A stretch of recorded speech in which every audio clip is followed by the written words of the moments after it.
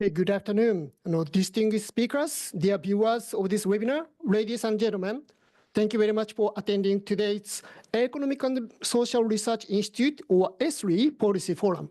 My name is Mitsuru Myochin, Executive Research Fellow of ESRI and Director General for the Promotion of Foreign Direct Investments, or FDIs, in Japan at the Cabinet Office. I am the moderator and one of the presenters of today's webinar. Ladies and gentlemen, let me begin with a simple question. Why FDIs in Japan matter? Without prejudice to today's discussion, allow me to share the Japanese government's point of view. In short, the Japanese government is of the view that FDIs in Japan brings overseas economic dynamism to Japan so that the economy can grow sustainably. Based on this idea, the Japanese government has paid utmost efforts in promoting FDIs to Japan by identifying the target of 100 trillion yen, or approximately 660 billion US dollars of the inward FDI stock in Japan by 2030. Indeed, FDI stock in Japan has been doubled in this decade. However, the FDI stock needs to be further doubled with a view to realizing the target. What is behind such a target? I have to admit that Japan's inward FDI stock is still internationally low. It may be said that Japan used to tend to focus on trade and outward investments. However, based on the idea I have mentioned earlier, promotion of inward investment to Japan has become one of the main economic agenda. Therefore, the Japanese government determined to catch up by boosting the level of FDIs in Japan by identifying such a target. I am optimistic about the realization of the target, since the current low level of FDIs in Japan could mean that there should be great room for growth from the current level. The Japanese government aims to exert Japan's potentiality to raise the level of FDIs in Japan to the 2030 target through the cross-cutting coordination of the Cabinet Office. My team at the Cabinet Office compiles policy measures to further invite FDIs to Japan by developing an inter-ministerial policy package annually. In 2023, we compiled 100 policy measures to invite FDIs to Japan. After 1 year implementation, more than 80 items out of the 100 had already completed consideration and gone into implementation. Based on this exercise, in May last year, we issued a new policy compilation called Priority Program for Attracting FDIs in Japan, with a view to accelerating the remaining issues and addressing the newly identified challenges. This time, we sorted the number of priority items into 10. The program strategically focuses on the issues of, first, securing young, skilled human resources from abroad. Second, collaborations including M&As between foreign and Japanese companies. And third, enhancing follow-up investments in Japan. In addition, the program addresses the lengthily discussed issues on business and living environments for foreign workers and their families.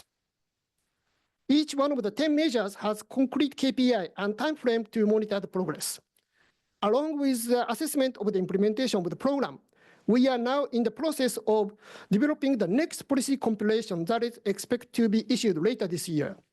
Therefore, I'm looking forward to today's discussion to make Japan more attractive to invite more FDIs, including greenfield projects. In this context, let me highlight some selling points of Japan.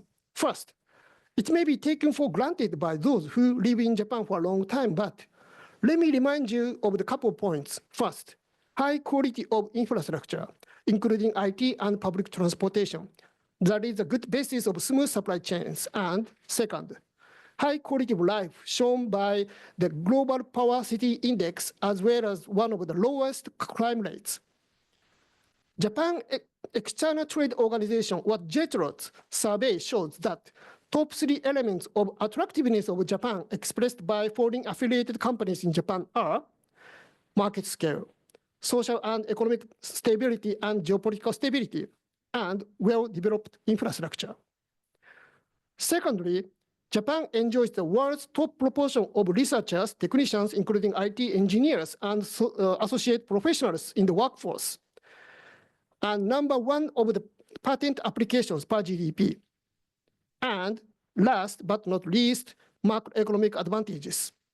Japan is at a historic turning point with the opportunity to emerge from deflation and transition to a growth-oriented economy. Japan's nominal GDP starts growing again and exceeding 600 trillion yen, or about $4 trillion for the first time in history. Capital investment has also surpassed the 100 trillion yen mark. It should mean that the Japanese market is becoming more attractive for investors. Also, I shouldn't forget to mention another couple points. Low exchange and interest rates. The real effective exchange rate is now at the lowest level in record, and it makes the condition in investment from overseas favorable. The low interest rate compared to other major economies means lower borrowing costs for investing in Japan. In fact, Japan enjoys very high reputational rankings, such as the FDI Confidence Index. According to JETRO's survey, majority of foreign affiliated companies in Japan progresses with business plan as expected, and their intention to expand business in Japan keeps increasing. That said, we cannot afford to miss this golden opportunity of the macroeconomic advantages in particular, so we will swiftly but steadily keep making our policy package agile to keep up with the dynamic change of the surrounding environments. At the same time, in light of the low level of inward FDI stock to Japan, as mentioned earlier, a lot of challenges still confront us. Against this background, today's ESRI Policy Forum aims to explore the ways to further increase FDIs in Japan by learning experiences of countries ahead of Japan and views of different players in this regard. Based on the objective, today's agenda will be as follows. First, a keynote speech from the academic viewpoint is provided, and followed by presentations made by representatives of France, Singapore, and United Kingdom with regard to their promotion activities of inward FDI to their own countries. And then we will move on to panel discussion amongst the aforementioned speakers, as well as business representatives of the United States and Europe. Ladies and gentlemen, let me first move on to the keynote speech of today's webinar. I'd like to ask Professor Kozo Kiyota of Keio University to give a speech. Professor Kiyota, you have the floor. Thank you very much, Mr. Myochin. Let me share my screen. First of all, thank you very much for giving me an opportunity to give a speech here. My name is Kozo Kiyota from Keio University in Tokyo, Japan. And as Mr. Myochin said, in 2023, inward FDI stock in Japan was about 247 billion US dollars, which was ranked 31st of 199 countries. But if we take into account the country size, then inward FDI in Japan is extremely low. The ratio of inward FDI stock to GDP was 5.7%, which was ranked 196 of 199 countries, so the lowest among OECD countries. And this figure implies that Japan is one of the least attractive and or the most protected countries for foreign firms. But also, a bigger ratio is not necessarily better for welfare, but this rank looks extremely low for developed countries. Therefore, Japanese government is trying to attract FDI in Japan. So in this speech, let me highlight some unique aspects of Japanese economy that could be obstacles or potentials to expand inward FDI in Japan, namely labor market conditions, tax and debt, language, and technology. The purpose of this speech is to motivate the discussion. And due to the data availability, I will mainly focus on OECD countries in 2019. So the first, labor market. The low level of FDI in Japan may be due to the low flexibility of the Japanese labor market. But it is not necessarily clear whether the flexibility of the Japanese labor market is really low or not. And one way to measure labor market flexibility is the degree of employment protection. And another measure of labor market flexibility is a change in the ratio of short-term unemployment. So let me check the degree of employment protection that is measured by the strictness of employment protection legislation for regular employment and labor market flexibility. So this figure shows the employment protection for OECD countries in 2019. And if we look at this figure, we can find that the degree of employment protection in Japan is low compared with most OECD countries, but not extremely low. And for labor market flexibility, again, on the contrary, Japan's labor market flexibility is not necessarily extremely low. Actually, some OECD countries like Spain or France indicate lower lower flexibility. And in this connection, women's rights could be a determinant of FDI because some researchers found that the aggregate FDI is positively and significantly related to women's political rights. So in this connection, the aging and declining population may also affect FDI. So I will check the woman business and law index that takes a value between 1 and 100, and 1 is low and 100 is high, and that measures how laws and regulations affect one's economic opportunities. And I also check the ratio of older adults, which is defined as the ratio of population over 65 to total population. So here is a women's rights index in 2019. If we look at this figure, then we can find that women's rights in Japan are low compared with most OECD countries. So Japan is here, and these are OECD countries, and here France, Spain, United Kingdom, and United States. And if we look at the old population ratio in 2019, then Japan's old population ratio is extremely high. This is the vertical axis indicates the ratio, and horizontal axis indicates countries. And Japan is the highest among OECD countries in terms of the old population ratio. Now, tax and debt. So, as you may know, low tax countries tend to attract more FDIs than those with higher taxes. And in this context, the size of the public debt may also affect the FDI. One study confirms that higher stock of public debt to GDP decreased the probability of FDI. So I check countries' corporate tax rates defined as combined central and sub-central government's statutory corporate income tax rates and public debt GDP ratio. So here is a corporate tax. This is the data from 2023. And although corporate tax rate in Japan is relatively high among OECD countries, it is not extremely high. And on the other hand, for the government debt, Japanese government debt to GDP ratio is extremely high among OECD countries. If we look at this figure, then we can find that Japan's government debt to GDP ratio is the highest among OECD countries. And for language, English language abilities may also affect FDI. And but it is difficult to get the relevant data for many countries. So I use linguistic proximity, which is a measure of closeness of the host country's language to British English. And here is a linguistic proximity to British English.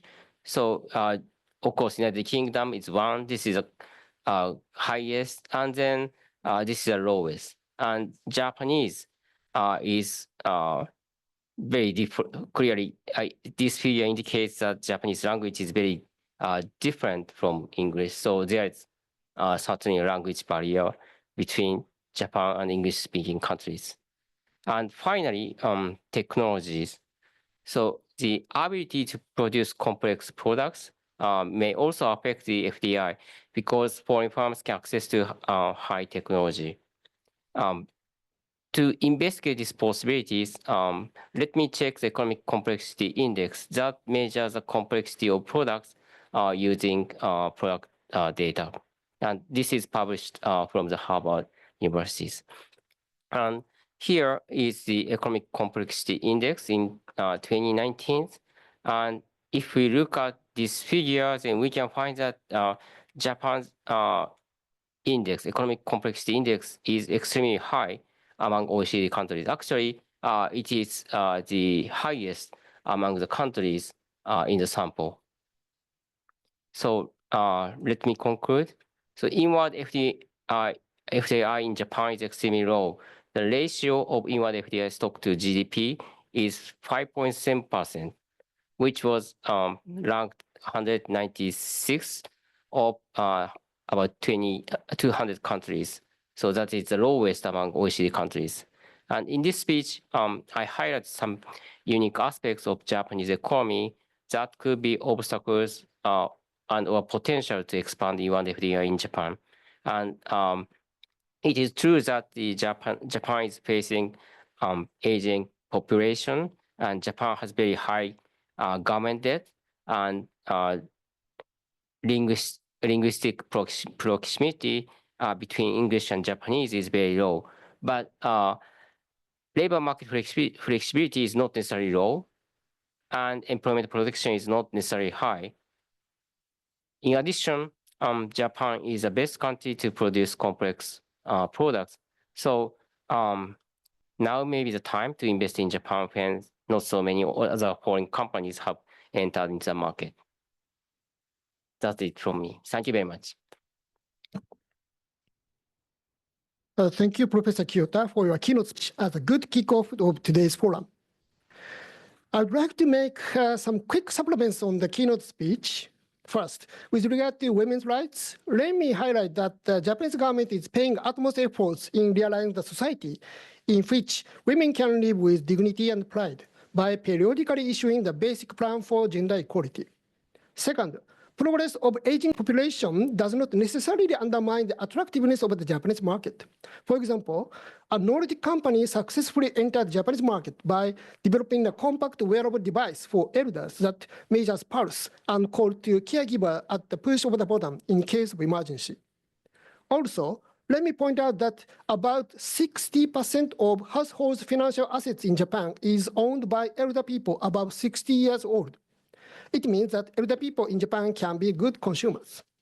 Third, Japan has been working on reducing its corporate tax rate. For example, it has reduced from 34.62% in 2014 to 29.74% in 2018. Fourth, Japan's government debt to GDP ratio is indeed high. However, against the backdrop of households' financial assets and current account surpluses, the Japanese government has been able to consume the government bonds domestically at low interest rates and in a stable manner. Fifth, it is true that the Japanese language is linguistically different from English, but the number of administrative procedures in English is increasing. In addition, portable translation devices have become widely used in many places, including hospitals. Automatic translation by generative AI is increasing accuracy, and translation of Japanese laws and regulations is accelerating by making use of AI. JETRO's survey says that every year about 20% of foreign affiliated companies have been responding that communications in foreign languages in business improved. Lastly, as I said earlier, we are aware that the low level of Japan's inward foreign direct investments. But let me add a footnote that the figures in the keynote speech are based on the directional principle. The figures that the Japanese government uses are based on the asset and liability principle, because we think that this method does not net out the flows of money from subsidiaries to parent companies, and thus easily captures the gross investment to Japan. When you switch the calculation principle, the amount of Japan's inward FDI stock in 2023 increases from about 247 to 335 billion US dollars. At any rate, it is still the fact that Japan's level of inward FDI in light of economic size is low. But as I said, as a country that is catching up, there should be big room for growth in order to realize the potentiality at its maximum. We'd like to learn the experiences of the front-runner countries in terms of FDI promotion to start with. Now, I'd like to invite 3 representatives of countries paying great efforts in promoting inward FDIs to their own countries to make presentations with a view to sharing their experiences, efforts, success, as well as perhaps challenges and lessons learned. First speaker is Mr. Raphael Keller, Minister-Counsellor for Economic Affairs of the Embassy of France in Tokyo. Keller-san, please. Thank you so much, Mr. Myochin. Thank you for this invitation. Thank you also to the Cabinet Office for this. I will upload my presentation. Okay. Thank you so much. So I'm delighted to be able to share with you some aspects of the French experience. It's very interesting, Mr. Myochin, you just underlined that Japan had already doubled its FDI over the past few years, and you have also outlined very strong ambitions for the future.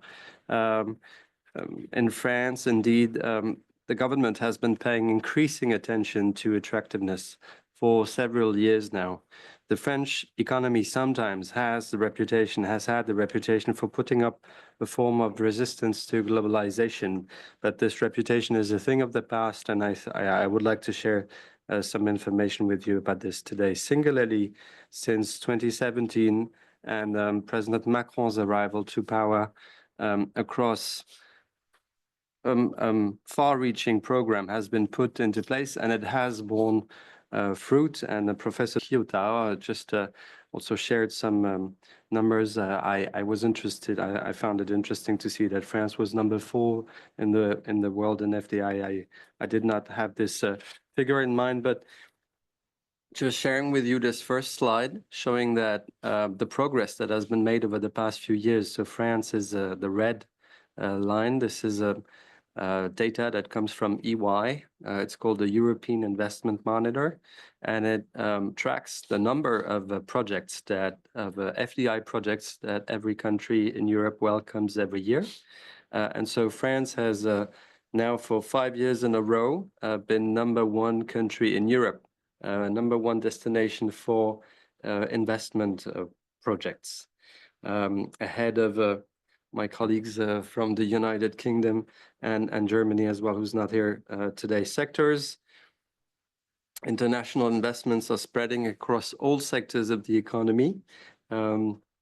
Automotive industry, industrial equipment, electronics, but also software, IT services, and professional services. The USA are #1 investor in France with 18% of total FDI, still 18% because this share used to be stronger, and more than 60% of FDI come from Europe, from especially Germany, 15%, Belgium, 7%, and the UK, 6%. Industrial projects have become more and more important in this dimension. France also ranks #1 for industrial projects, including now gigafactories for batteries. Finally, I'd like to mention that in the field of innovation, there is also France also shows some strength as over 120 R&D centers. Our new R&D centers are registered every year through foreign investment, especially in the field of AI, where France is #1 as well. So that was for the promotion part. I think that was necessary, but I would like, of course, and I would like to share with you where I believe that comes from, this success, but also to share some of the challenges that we still face. Those results are firstly based on some strengths of France.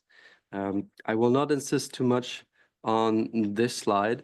A highly skilled workforce, a high hourly productivity, but let me just say one word about energy, because energy has become more and more important topic over the last few years. France, luckily, thanks to its nuclear infrastructure, nuclear power infrastructure, but also to the increased production of renewable energy, such as hydro, wind, and solar, is producing electricity mix that is largely carbon-free. So over 90% now of France's electricity mix is carbon-free, and that is, I believe, attractive is a part of the assets that France boasts and that help attracting foreign investments. Secondly, one word about the ecosystem that supports innovation. France has developed specific organization in this field. So we call it competitiveness clusters. It was created in 2004. It has evolved considerably over the years.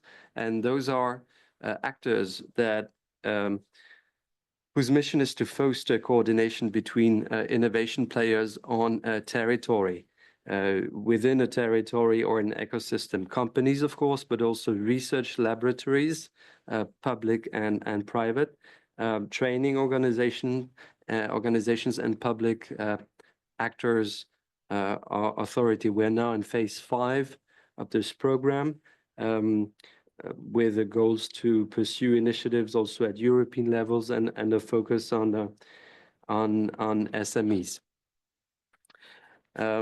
So some strengths, but also a host of pro-business initiatives, which I already alluded to, by the French government. There has been a series of reforms that were undertaken, that have been undertaken since 2017. Overall, when you look back at those reforms over the last now 8 years, they have created much more business-friendly environment than the one that existed before.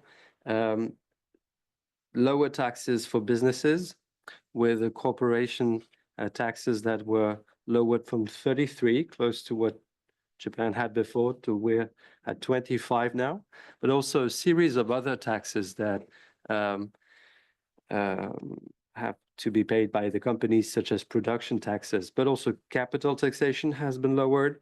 The labor code has been simplified, particularly with regard to conditions for dismissals, and there has been a strong program in support of apprenticeships, with the number of apprentices in France that has more than doubled over the past few years. Finally, new investment incentives, particularly tax incentives, have been put into place. All these reforms and others were designed, you can say, through the prism, or have always taken into account the question of attractiveness, including now reforms on the ecological transition, always take into account that question of attractiveness. And if you look at the main results, firstly, the unemployment rate in France is at its lowest for 40 years now, since 1982, and there's been a halt to deindustrialization, and even an onset, a start of a reindustrialization in France. We are tracking, the government is tracking new industrial sites and industrial jobs, and since 2017, 100,000 industrial jobs have been created in France. I'll not insist on this, it's what I just said, but you can see on the right how France rates now, scores or compares to other country in terms of corporate tax. And you can also, maybe I just mentioned on the bottom left, the research tax credit that has been put into place in 2007 in France. And that is a tax credit that amounts to 30% of expenses done in R&D. It's the strongest tax credit, I believe, in the world in terms of R&D.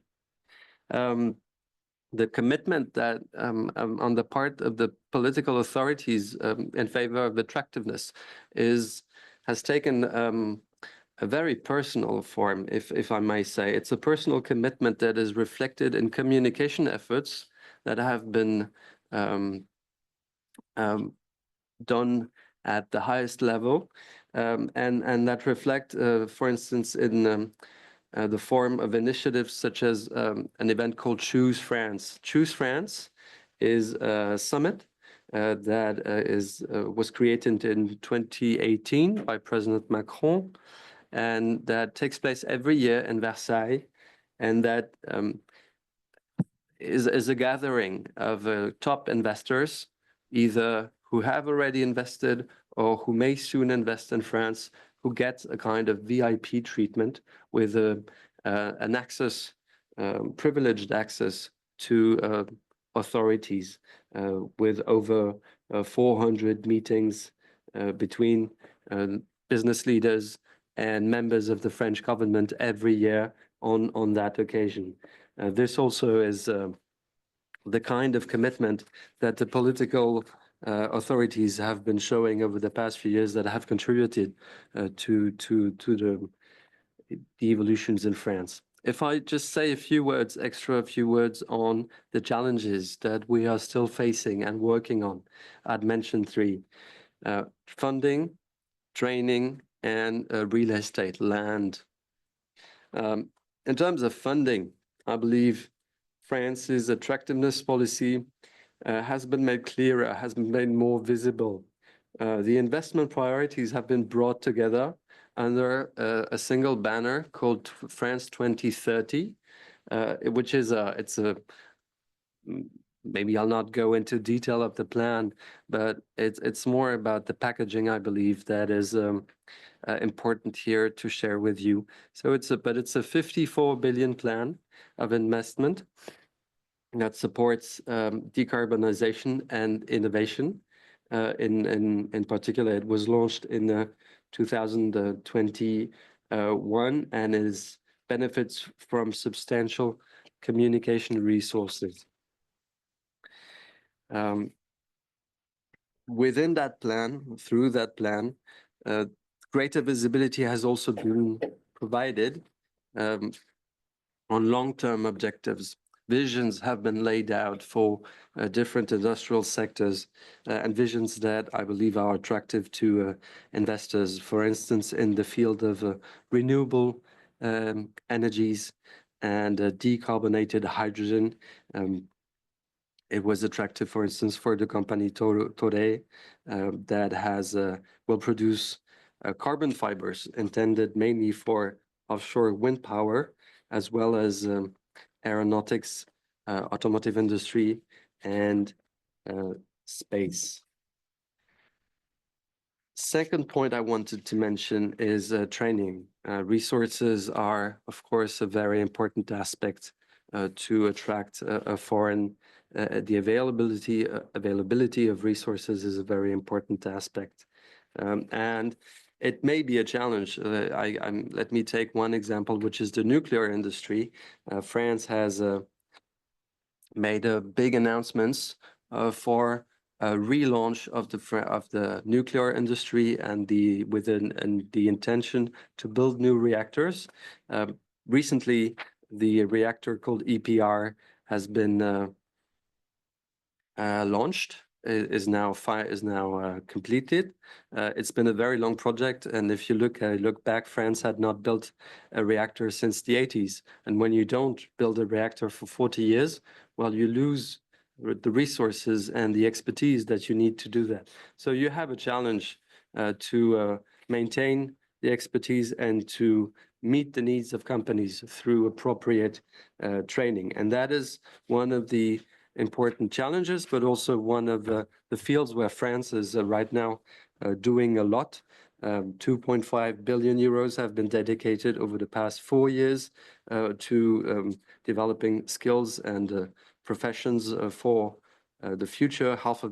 More than half has already been granted, and close to 35 new training places are created every year with the goal to train in total 400,000 people. And we focus on very different fields, but fields of cutting-edge technology, such as batteries, or others in industry. I just mentioned nuclear, but also in fields such as construction and wood industry. A focus has been put on by the French government.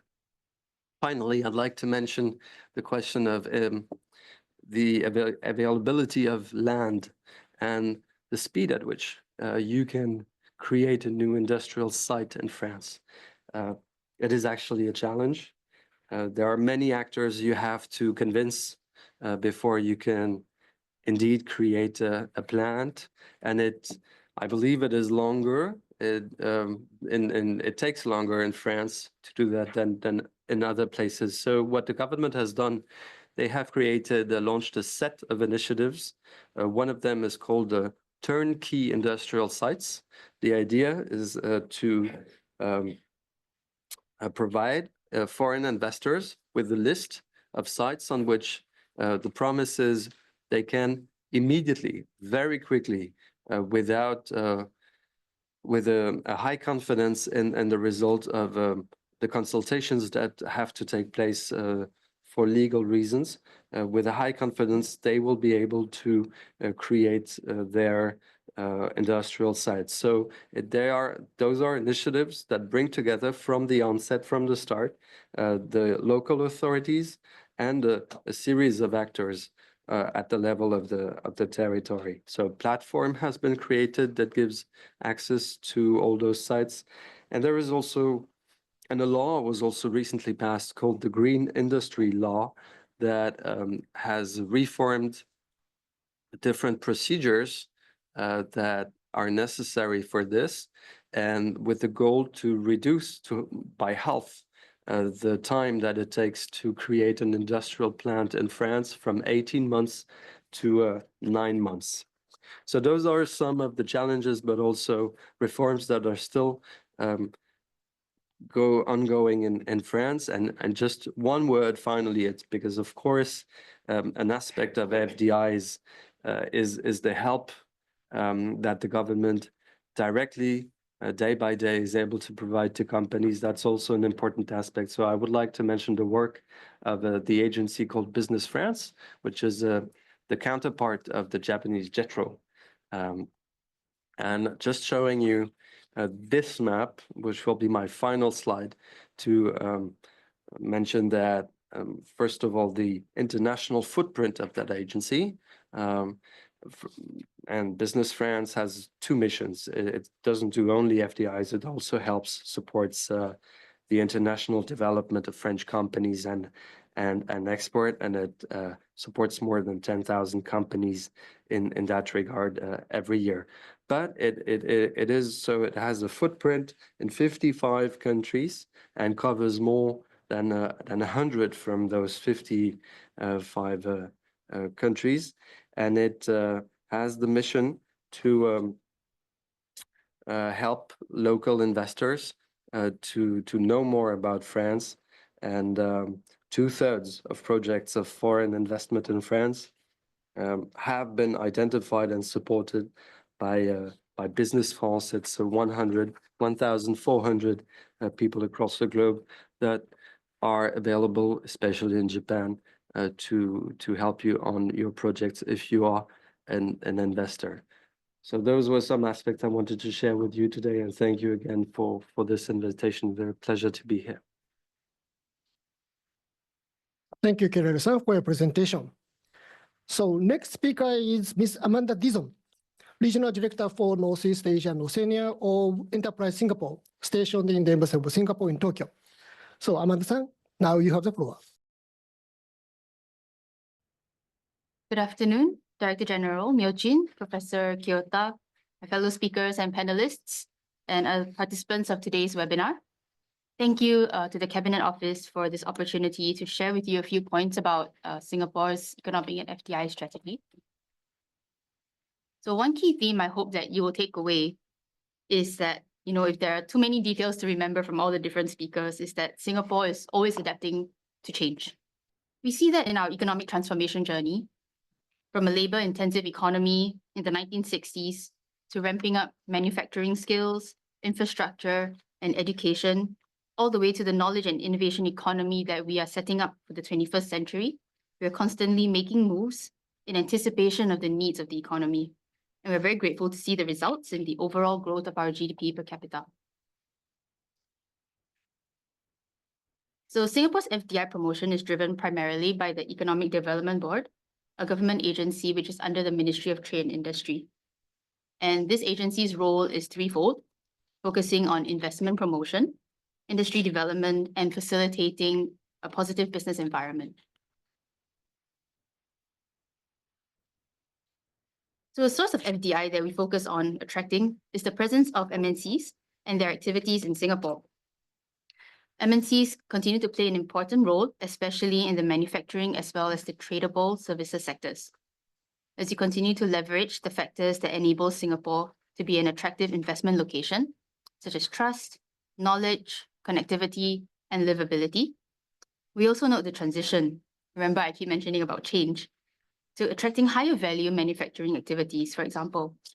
So sectors that we are strong in include biomedical manufacturing, chemicals, as well as precision engineering.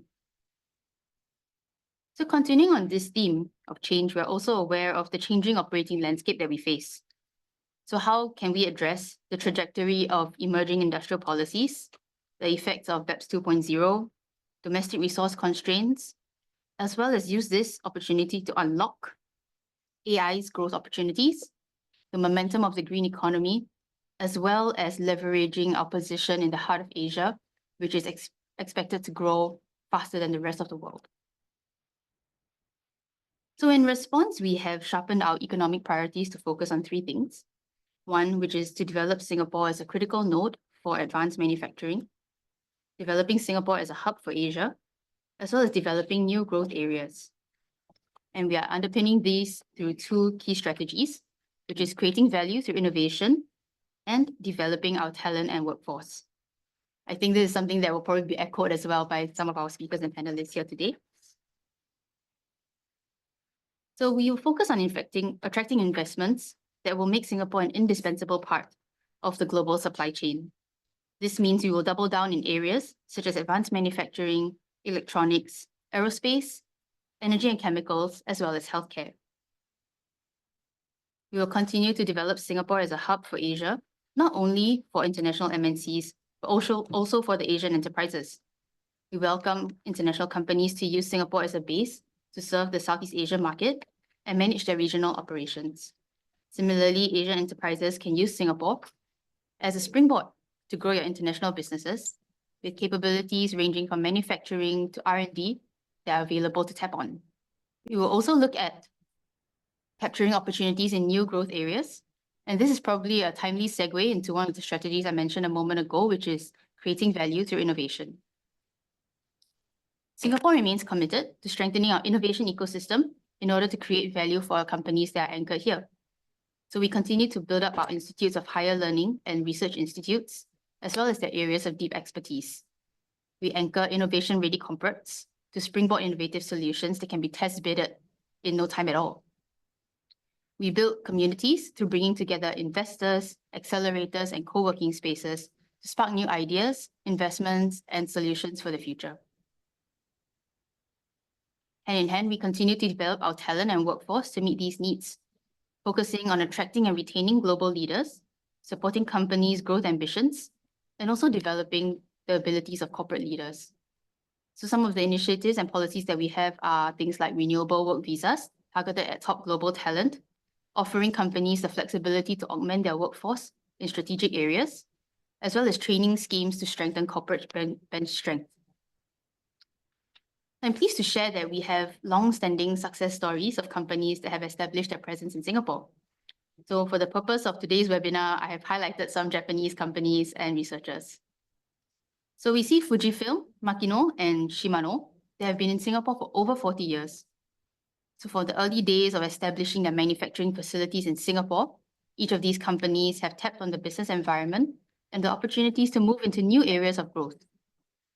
For Fujifilm and Dr. Inoue, from the Diagnostics Development Hub, both cite Singapore's well-connected biomedical industry and research ecosystem as attractive factors for their business and research needs. Makino and Shimano's transition to higher value and high-tech manufacturing also offer opportunities to nurture and develop Singapore-based talent and create new jobs for researchers, scientists, and engineers. So I hope that this sharing has been useful to you, and please feel free to reach out to our office if you have any other questions or interest in investing in Singapore. Thank you.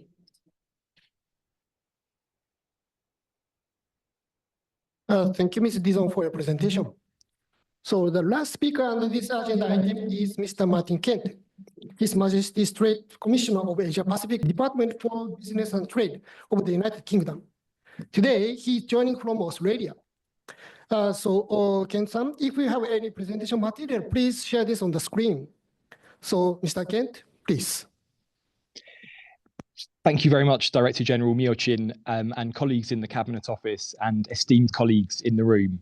My presentation is verbal today, and I will firstly talk a little bit about the United Kingdom's success so far in foreign direct investment attraction. And then I will describe 3 elements as to why the UK system is effective. Firstly, I'll talk a little bit around the structure of our operation. Secondly, accounts management.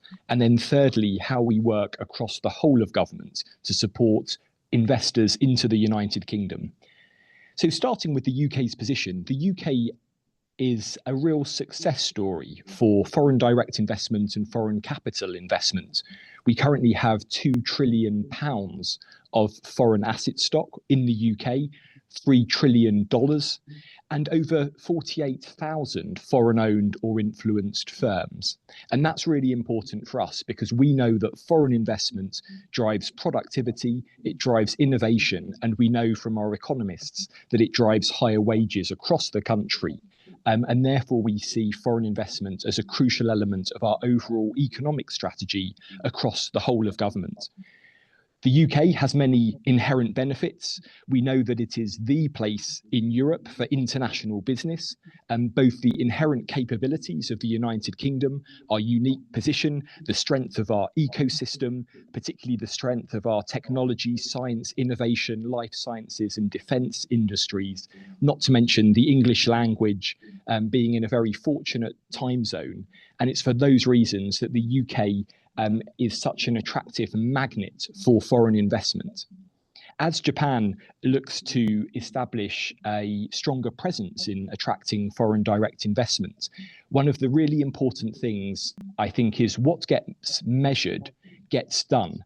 And we saw my excellent colleague from France, Mr. Keller, show some numbers there around foreign direct investment projects, which is the way in the United Kingdom we have historically measured the attraction of foreign direct investment.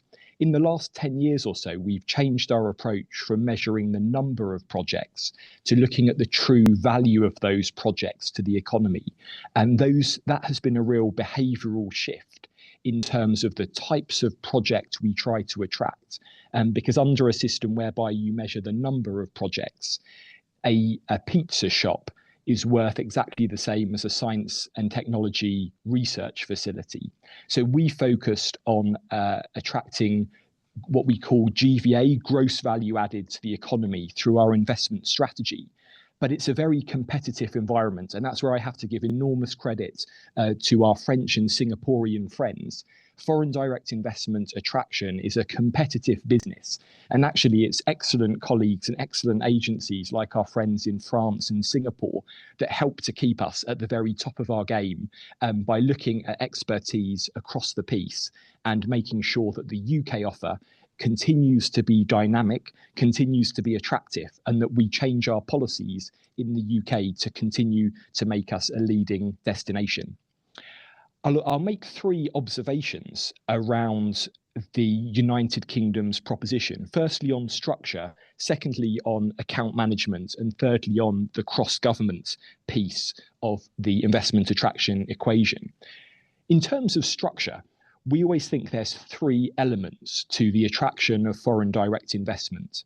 The overseas post network, our embassies in countries around the world, and the ability of those embassies to interact with foreign investors at a senior level, to understand their appetites for investment sectors, investment size, and investment ambition in the medium and long term. We then, on the United Kingdom side, have to understand the investment needs of individual communities, towns, and cities across the United Kingdom. And in the middle of that, a cohort of people in public service who have the sectoral expertise to act as the dividing and the connecting bridge between industry and government, so that they're able to speak the language of industry within a government context to make sure that the United Kingdom government at every level of our organisation is responsive to the needs and ambitions of those foreign investors, whether it's around tax, whether it's around the skills base. Importantly, at the moment, things like grid connectivity for renewable power, things like planning permission, and local factors. So those three elements, as Japan looks to further develop and drive its ecosystem, the overseas post network, the sectoral expertise within the overall government system, and then a real reach into local regions across the whole of, in our case, the United Kingdom, including Scotland, Wales, Northern Ireland, London, the South East, the Midlands, and the North. Making sure that investment happens across the United Kingdom is very important in terms of the levelling up agenda. And in the UK's case, as an example, there is a huge amount of information available on London. There is less information easily available for some areas outside of London that is harder for investors to access. And therefore, there is more of a role for government to promote those places and to provide the data on which decisions are made. My career history is with the Boston Consulting Group. And I know that investment decisions ultimately come down to detailed financial modelling, which explains what the right decisions are from a financial sense. But in order to build those models, those investors need the right information around tax, around skills, around office costs, about energy, about availability, and future forecasts for those. So that structure of posts, regions, and the sectoral specialism are critical components of any investment organisation. And we've seen those three elements act as a consistent winning formula as we've evolved our investment operation over the last decade. My next point will be around account management. Different investors have different requirements and priorities. And I think exactly as I thought Singapore's presentation was excellent in defining your priority sectors. In order to attract investment, we have to know what investment we wish to attract and which sectors and clusters we are looking to develop further. The United Kingdom has laid out a green paper on our industrial strategy. There will be a full industrial strategy publication this summer. And we've outlined 8 sectors of specialism that we want to drive investment into: advanced manufacturing, clean energy, creative industries, defence, digital and technologies, financial services, life sciences, and professional and business services. And in order for us to attract and retain the highest quality of businesses investing in the UK, we have to make sure that their interaction and their customer interface with the UK government is consistent. So they have account managers at both ministerial level and senior official level, as well as dedicated team colleagues at a working level to make sure they're able to escalate issues and seek resolution at every possible stage of the organisation. Because we know the more targeted and the more consistent account management is, the more secondary investment we then get. For many years, we saw around 80% of our new investments into the UK go into London and only 20% going outside of London. But interestingly, for secondary investments, 80% of those come from London to the rest of the UK. So having those nodal points all connected by an interconnected system means that companies that have a footprint in London, we can then help expand across the rest of the United Kingdom, which is such a successful economic market in and of itself. The final thing I would mention is the cross-government nature of investment. We see often in certain countries, they set up one-stop shops to allow investors to access all government services. The biggest risk of that is that it ends up being one more stop shop where investors have to attend the one-stop shop and other government departments. We try to make sure our experience is as seamless as possible. And for our most valuable investors, they are managed centrally through something called the Office for Investment, which is a joint program between number 10 Downing Street, the Office of the Prime Minister, as well as the Treasury, the Office of the Chancellor, and our Trade Secretary. And that cross-government coordination allows the system to unlock barriers as they are encountered. And we also have a global investment summit. It's similar to the Versailles conference. We would obviously view the Versailles conference as a competitor, and we think the Versailles conference is very well done by France. It's a very healthy competition for us, and we always look at the numbers we achieved. Last year, we achieved £65 billion of investment in the last Global Investment Summit. So that's, I hope, a canter through some elements of a foreign direct investment attraction organisation and some lessons from the United Kingdom. And I would like to pay tribute to Japanese colleagues for your interest in this. The United Kingdom is determined to support your efforts to attract more foreign investment. And for us, we would particularly like to see more British foreign investment. So as always, you can look to us as partners and friends in this journey, which we wish to be tremendously successful as part of our partnership. So Director General, thank you very much indeed. Thank you, Mr. Kent, for your presentation. So all of the three presentations are highly valuable. So I found out with great interest that there may be good commonalities and differences among the three cases, I think. Since now we move on to the panel discussion, I expect that any suggestions to Japan be made based on the shared experiences. This panel discussion is conducted by 6 panelists. Let me introduce the panelists one by one. Professor Kozo Kiyota of Keio University. Mr. Raphael Keller of the Embassy of France in Tokyo. Ms. Amanda Dizon of Enterprise Singapore. And we have a new speaker of the UK, Ms. Margaret Tang, Minister-Counsellor for Economic Diplomacy of the British Embassy in Tokyo. In addition, we have 2 business representatives. Mr. Kenneth Lebron, Vice Chair of Alternative and FDI Committee of the American Chamber of Commerce in Japan. Today, he is joining from the United States. Another business representative is Mr. Guillermo Gutierrez, President of Channel GK Japan, representing the European Business Council in Japan. I will ask a couple of questions, but due to time constraints, each panelist is kindly asked to respond the limited time frame. So I'm going to kindly ask you to respond in 3 minutes. So my first question is, what makes Japanese market different from others?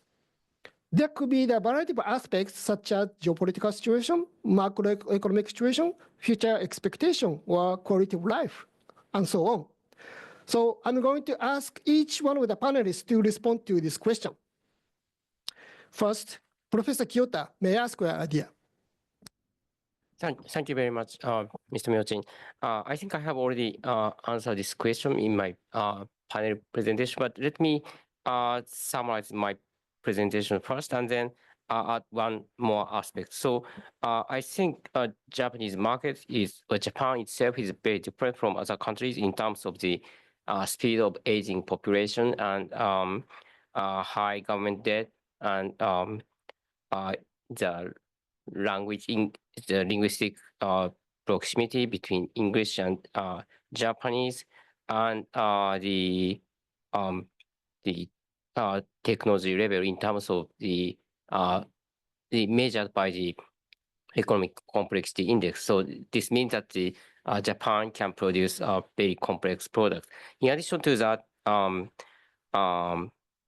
Myochin mentioned that the English situation in Japan is improving, but I have a bit different opinion.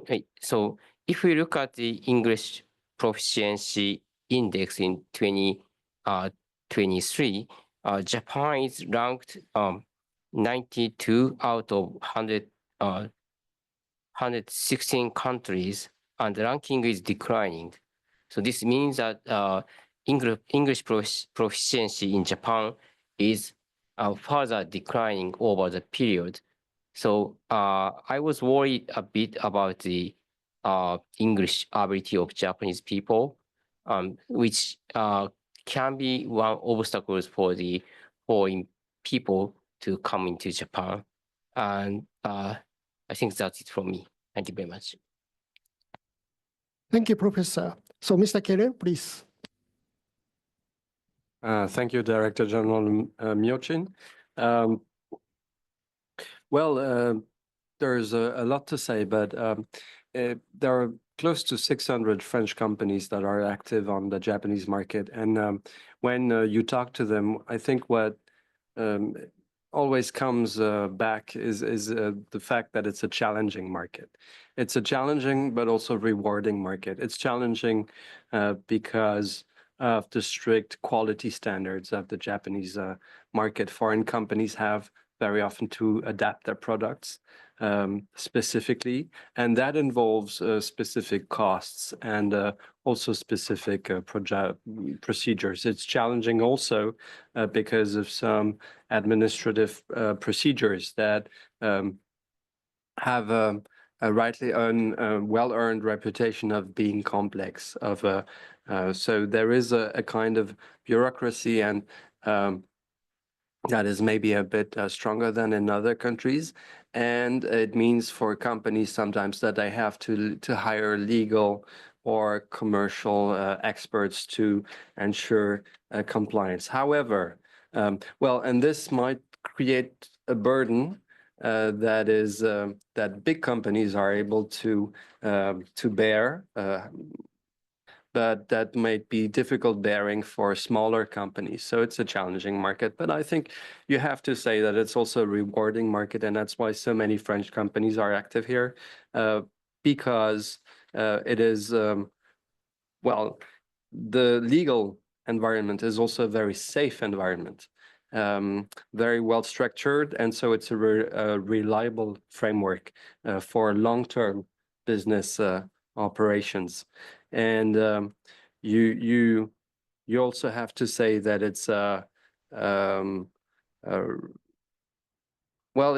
has many positive aspects in that regard. I think that's the main point I wanted to make. And since we have a bit more time, maybe I'd stress a second point, which is that is the silver economy. Is that in some way Japan is experiencing the aging of its population ahead of other economies. We know that it's going to happen as well, and in European economies, in France also. And so it's interesting to see how Japan is experiencing this shift and what kind of business challenges, but also opportunities it is creating for companies. And we were just reviewing with a colleague the projects of a French company. It's called Oso, O-S-O, and it's active here in Japan, and it's providing help for in pension homes, very specific product that has to do with the silver economy and with hearing aids, for instance. And those kinds also of business opportunities are interesting to explore. So overall, it is a very specific market indeed. Thank you, Mr. Keller. Ms. Dizon, please. I think our experience from talking to the Singapore companies that have already either established themselves here or are facing certain challenges themselves in entering the market is really that the implementation of some of the funding and policies can really vary from prefecture to prefecture, from city to city. So I think we do hear certain messaging from the central government, but how all that is cascaded down, sometimes this program or funding is run by JETRO, sometimes the holders of the information of the key personnel, the prefectural government officials, sometimes it's the city government officials. And it's really something to demystify when we help our companies understand what they need to know, how to strategize, who they need to talk to, from Tokyo to Fukuoka and everything in between, and even Sapporo now, right? So where should they land? How should they land? Who do they need to talk to? All this are moving parts. And it's really something that's quite fun to talk about and to help them understand, but it's also something that can be very challenging. So this is what probably keeps us, our office out at night. Thank you, Ms. Dizon. Ms. Tan, please. Thank you, DG Myochin. I think, first of all, I'd like to echo what my colleague Martin Kent said, in that the UK is extremely supportive of Japan's aspirations to increase the amount of foreign direct investment. We see a lot of opportunities for UK companies to grow their businesses through investing in the Japanese market. And I think the UK and Japanese economies also have very complementary skills and sectors. So I think in terms of the Japanese market, maybe I'd like first to look at some of the positives. So I know within Japan, it's often said that the market is declining, and that is a factor that limits Japanese investment into Japan. Seen from a country the size of the UK, of course, Japan is a really significant market. And also, it's a mature market. There's a real breadth and range of opportunities. As DG Myochin mentioned, it's a very stable environment and therefore a low-risk market in many ways. And I think we have such a breadth of Japanese investment in the UK. That's also something which supports investment flow in both directions, actually. So, for example, with supply chains being pulled back through infrastructure, offshore wind, and so on. I do think, though, if I can echo what my colleagues have already said about some of the challenges, I think there are perceptions that the business environment in Japan can be quite opaque. Recognizing what DG Myochin mentioned about the increasing number of admin procedures being available in English, I think that is true. But I think what is more important for companies is having the clarity, the simplicity, the consistency to understand how that will be applied in different environments. One example where we talked a bit about, the Singaporean representative talked a bit about different approaches in different areas of Japan. And again, in the UK, we're really looking at our planning legislation. As in Japan, the local authorities have a lot of autonomy, but really, if the central government is pushing on making investment easier, it's worth looking at what the central government can do to ensure that there's a consistent approach across different areas. I think another factor is that, of course, in Japan, the market is very dominated by large Japanese corporates who have a good links into the government, good links into their supply chains. And I think there can be a perception from foreign companies that it can be challenging to partner with or to compete with these large Japanese companies who are so influential within the market. And I think sometimes there's also a question about the appetite within Japan for foreign investment, for M&A, mentioning the ongoing situation with Seven & I is the sort of controversy around that, I think, is something which does have a chilling effect on whether other corporates are looking at investing in Japan. Thank you. Thank you, Ms. Tam. Mr. Leblanc, please. Great. Thank you very much, Director General Myochin. So I think one of Japan's great strengths compared to many other markets is the remarkable number of great companies that have, really a strong global market share or global growth potential. So despite the declining and aging population, there are businesses here that are of great interest to foreign investors. Once a foreign investor identifies a business in Japan that it would be interested in investing in or acquiring, then it will have to consider some of the other factors about the market on whether deciding to proceed with that or look at opportunities elsewhere.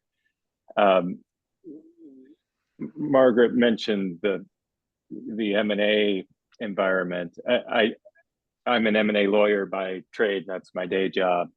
And over the past decades, it has become easier and easier to execute investments and M&A transactions in Japan. I think the Japanese government has done a great job in updating and modernizing the rules for M&A and for investments, and that the latest METI guidelines on the takeover guidelines are another step in the right direction, and I expect that will continue. There are many other positive factors about the Japanese market. Everything from the political stability, which lets businesses plan, great infrastructure, logistics, telecommunications, everything else, public safety. So visiting executives feel safe and comfortable. They're happy to bring their families to live in Japan. That's all an enormous advantage. And there are remaining difficulties, of course. I think one of the principal ones is the tight labor market and the lack of labor mobility. It's just very difficult to hire the right talent in Japan. Lack of English continues to be a hurdle for many companies. On the whole, though, my view is, from 25 years of living and working here, is that this is the most favorable environment for inbound FDI that I have seen, and I think with the support of the government, that it will continue to improve. So, thank you. Thank you, Reverend-san, for joining in very early morning in your time. So thank you very much for that. So, Mr. Gutierrez, you have the floor. Thank you, Director General. Thanks for inviting us here. A lot of things have been mentioned here, so I'll try to add to the conversation. There is definitely, great business opportunities in Japan, and I think great willingness to actually have foreign help to go to the next level, level in economic development in Japan. And there's obviously a whole issue of insularity and opacity that companies face when they come here. And it's been mentioned before, what is really run by the central government, what is run by the local governments is not so clear. So we are, for example, in the cosmetic business, which the rules and the laws are done by the Ministry of Health, Labor and Welfare, but the application of the laws are done by the prefectures. So sometimes you're not very sure who to talk to and whether you're compliant based on whose rules, because there are the rules. And there's another area, I think, for everybody. There's the laws and the rules, and then there's guidance. That is maybe in somebody's drawer sometimes. It's not very clear, what you have to do. So it requires a lot of interaction and conversation to really be compliant sometimes. So it's not so simple. Then, the issue of cosmetics as well. I think there's a huge opportunity for Japan to deepen the relationship with Europe on the EPA. For example, Europe has banned animal testing for cosmetics. But you need animal testing for QD, quasi-drug products in Japan. So basically, you're stuck in between two things. So I think this will be a lot of cooperation that could be done there, just to have reciprocal rules and tests apply. So, and I think it can really benefit Japanese companies in Europe and can benefit European companies in Japan as well. Then there's a whole area of fluidity in terms of how to apply for things, how to do things. The Ministry of Health stopped receiving faxes during COVID, and everybody said, "Oh, this is great. We're finally in the 21st century." But they're back into faxes now after COVID.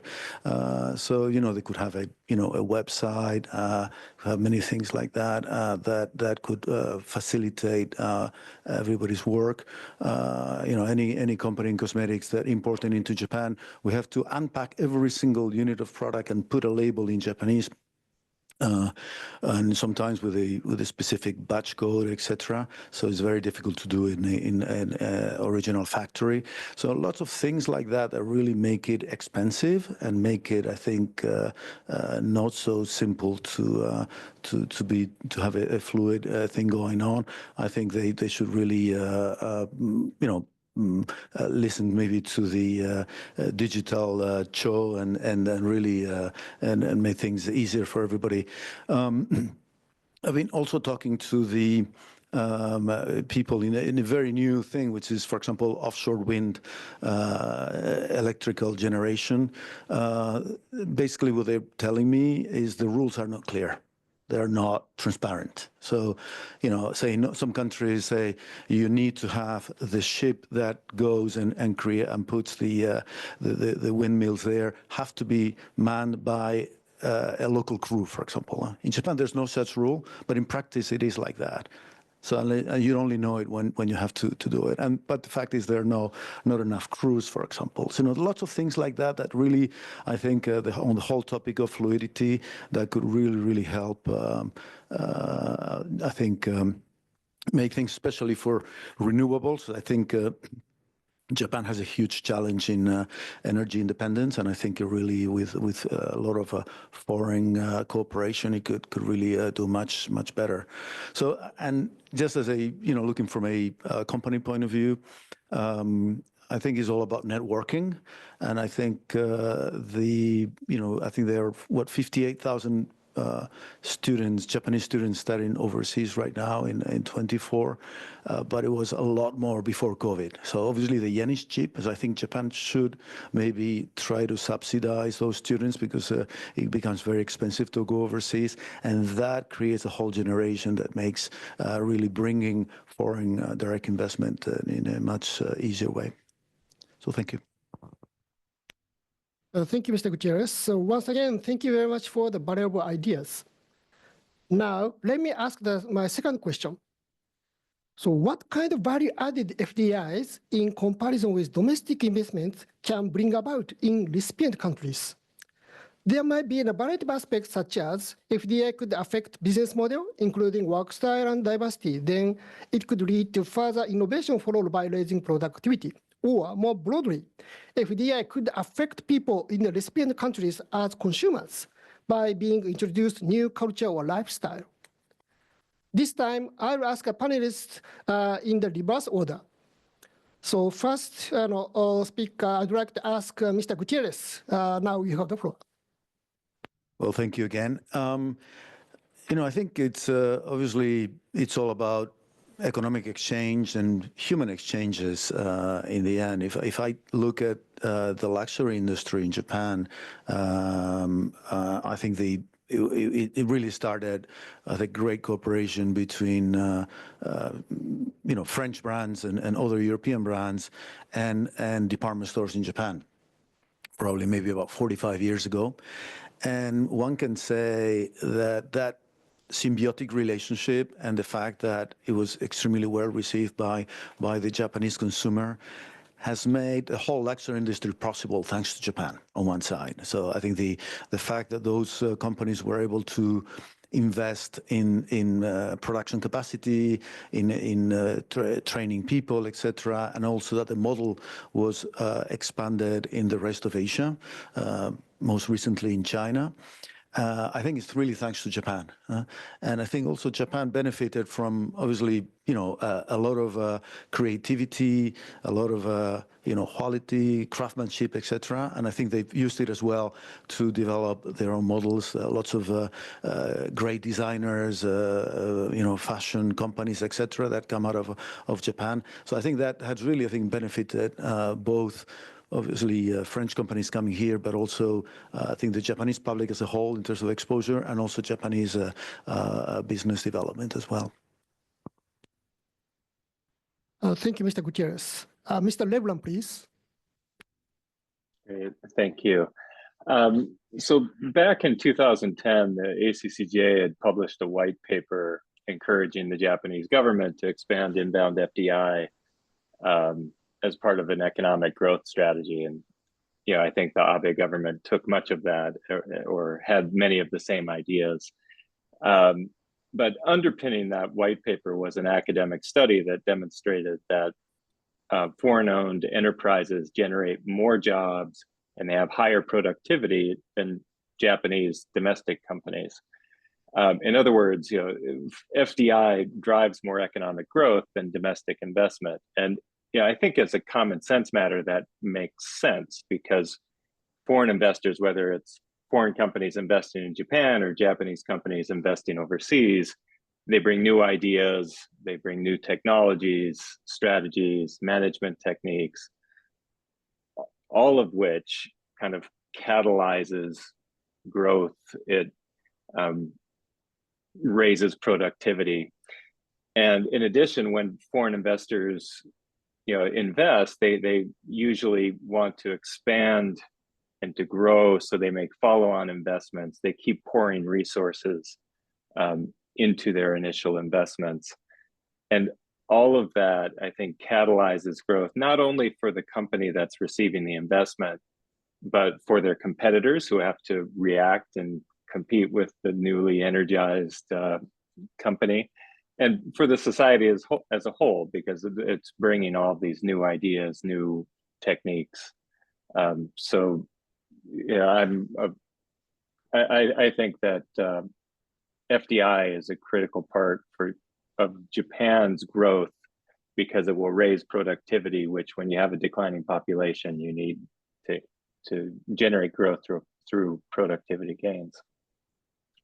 Thank you. Thank you, Leblanc. Ms. Tan, please. Thank you very much. I was actually planning here to talk about the UK's concept of gross value added in inward investment, but my colleague Martin Kent already touched on this, so I don't want to repeat what he said, but I think it's worth noting that as part of the way that the UK looks at investment and looking at the gross value added of investment projects, it looks at things like, what's the sort of long-term value being brought by this investment? So not just capital or jobs, but the level of technological development that might come along with it, R&D growth, what sort of skills development will come, and also questions like, is this helping to regenerate, is this also part of a wider strategy on redevelopment of the economy in certain areas, rural regeneration and so on? I think it's well known the way that investment can promote innovation, can promote productivity, and so on. So I thought actually I would also touch on one other thing, which is that the way that foreign direct investment can bring innovation to help countries solve particular challenges. So, for example, if you're looking at GX, decarbonisation, investment can help to scale up renewables, can help with the new technology that will support the low carbon transition, digital DX as well. the foreign FDI can bring new expertise to help with that transition as well. And we're very interested in sort of GovTech partnerships in Japan.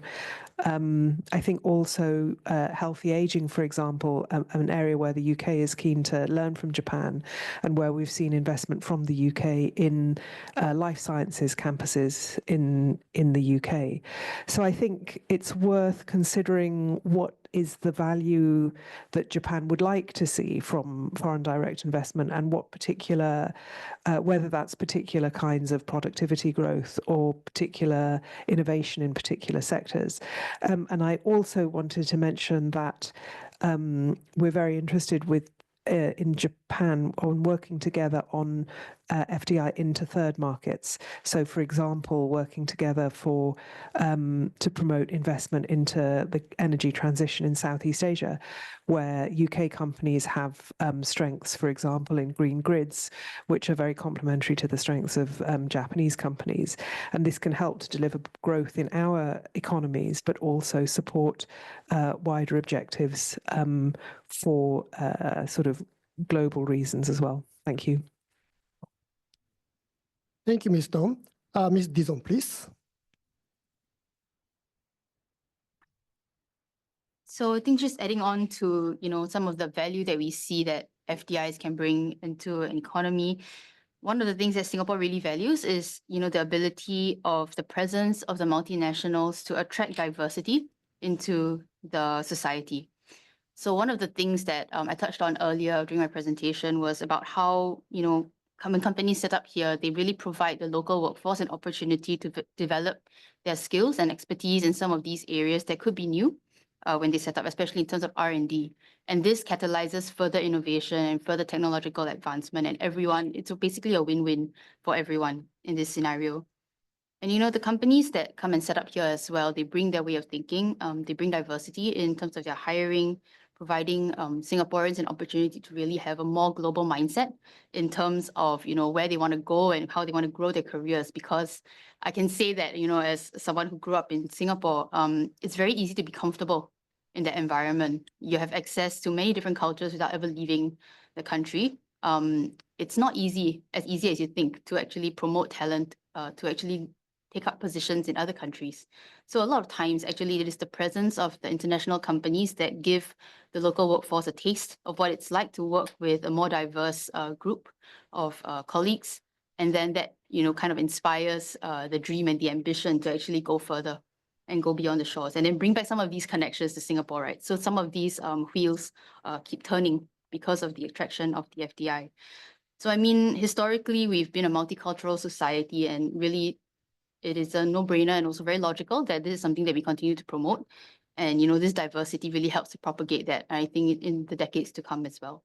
So I think on a personal observation, we see that, some of Japan's prefectures and cities that have been historically open to trade, like Fukuoka, Yokohama, Kobe, and so on. These are regions that are actually very excited to work with foreign entities as well. In fact, we have seen a deal close in almost record time, or it feels like light speed in Japan terms, in 4 months, when a company got to know each other, never met before, and sign an MOA in 2 months, have an MOU and a demo ready in another 2 months. So this is actually between a Singapore company and a startup in Fukuoka. So this is something that we hope to see more of in some of these regions outside of Tokyo. And so we are really expanding, how we think we can work with the different regions in Japan as well. Thank you, Ms. Dizon. Mr. Keller, please. Yes, thank you so much, Mr. Myochin. So much has already been said by the colleagues, and I can only agree.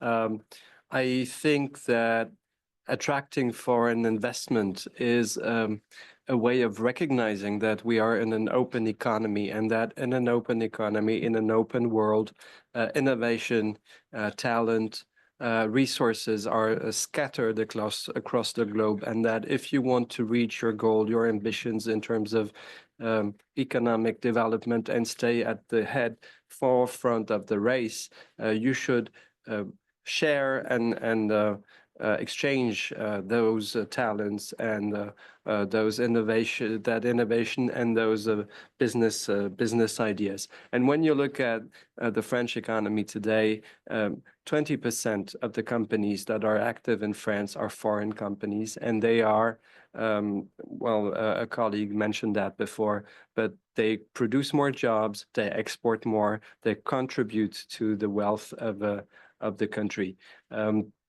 So I agree, it's a no-brainer that we should attract foreign investment, and that is, it also bears fruit on the long term.